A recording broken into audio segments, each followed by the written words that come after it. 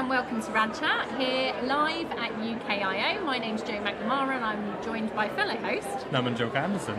So we have an amazing guest sitting on the Rad Chat sofa. Would you like to introduce yourself, please? Hello, my name is Katie Thompson and I am current president of the Society of Radiographers, diagnostic radiographer and sonographer.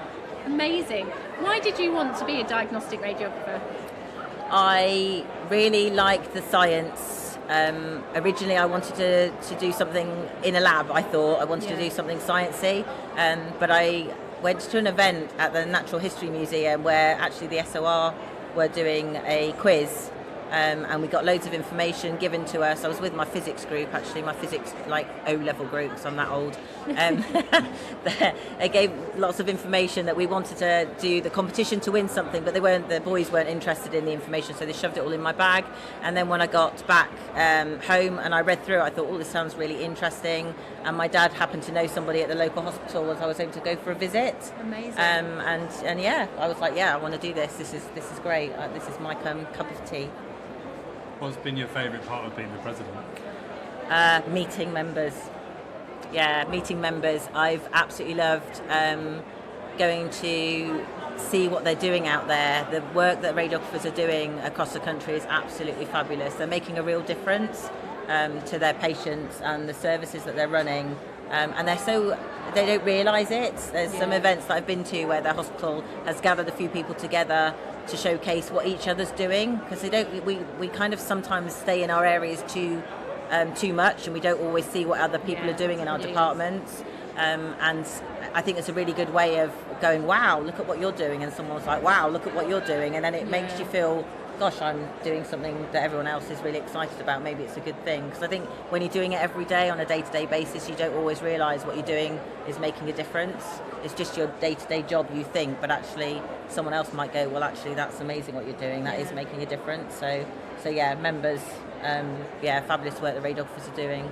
That's been my favourite bit. I was going to ask you what's been the most challenging aspect, but I absolutely know from following you on Instagram that has to be public transport. My travel it hates me. They must just see your name quite like, Delayed, cancelled, reroutes. Let's stop at all the stations we're not supposed to stop on. Let's. But you still show up regardless. Yes, I get there. I try and I mean, the fact that I have to kind of set out 3 weeks early, but. No, I try and go everywhere the day before. So if there is travel, I'm not stressed about the fact that that I'm not getting there, because then you're still there. But that has been an issue. But that's been since I joined council. Travel has hated me since I joined council. The last 6 years of my life has been just travel drama. No. I think but it keeps the people entertained. Everyone asks me when I'm going away again, so they can keep an eye out for my travel woes. So I'm supporting people and entertaining, I suppose. So in terms of kind of your presidency, what are you hoping to achieve? What can members expect? So my presidency is nearly over, sadly, but my focus this year has been on the Hello, My Name Is campaign, because it's really important still that we have to introduce ourselves to our patients and also tell them who we are, because they won't know who we are unless we tell them. I am a radiographer, so we know everything about them. We know everything about them, their clinical detail. We know their date of birth. We know where they live. We know everything about them. There's nothing wrong with us giving them our name, even if it's just your first name. Don't need to give your whole name, but you need to build some sort of trust and rapport in sometimes a very quick time, especially in diagnostics. It might be a quick time, but there is still time, whatever you're doing with your patient, to give them some time to get to know them, because we don't know their circumstances, we don't know how they're feeling that day. They may have had the examination done many times before, they may not remember they've had it many times before, they may have just had some really bad news given to them. So we need to be mindful that we might be the only person that they're going to see that week, that day, and just so giving a little bit of ourselves to them is the least that we can do. And then tell them what you're doing. Don't assume that they know what an X-ray is. Don't assume that they know what they're going to be doing. I mean, look at the equipment now. Look at the equipment that's changed over the years. You may have had an X-ray 5 years ago. The equipment now may look completely different than last time you had an X-ray. So you can't assume that your patient knows what they're supposed to be doing. So Yeah. just take it back to basics. And if they say to you, "Oh no, I did this last week, I'm fine," fair enough. But assume that they don't, and take it back Yeah. to the beginning.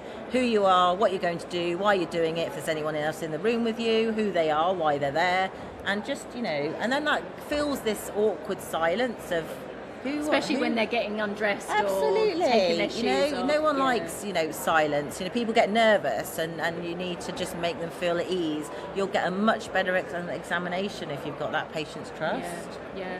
And I've had a lot of diagnostic X-rays recently, and I absolutely can say that the diagnostic radiographers were brilliant. Introduced themselves, Excellent. explained everything, and even though I'm a radiographer and I know that it's not daunting, nothing's going to hurt me, I still would get anxious about having an X-ray, because You do. it's not just about that examination, it's also about thinking, well, what's that going to show? Yes, absolutely. And I think that's where that anxiety can really come Absolutely, yeah. I had an experience exactly the same myself. I'd never had a CT scan, Yeah. and I had to have a CT scan, and I felt very uncoordinated. I was unsure of myself. I didn't understand the whole process of what was going to be happening and why. I'd never had dye before, and that was a weird experience, and I was really conscious that I might vomit over the scanner and just embarrass myself in front of my colleagues, and then you are worried about the outcome, the result. What if something bad is found, and what will that mean? And it's an interesting to be on the other side. I think it's really important for people to put themselves in other people's shoes and understand their anxiety. What's been your biggest learning? My biggest learning is that when you have a focus and you have an end goal, you put your mind to it, you can achieve it. Yeah. So you may think you can never put yourself forward for a position. You may never want to speak in front of people. You may never want to do a presentation. But actually, everybody is capable of doing that. Everybody is capable of being president.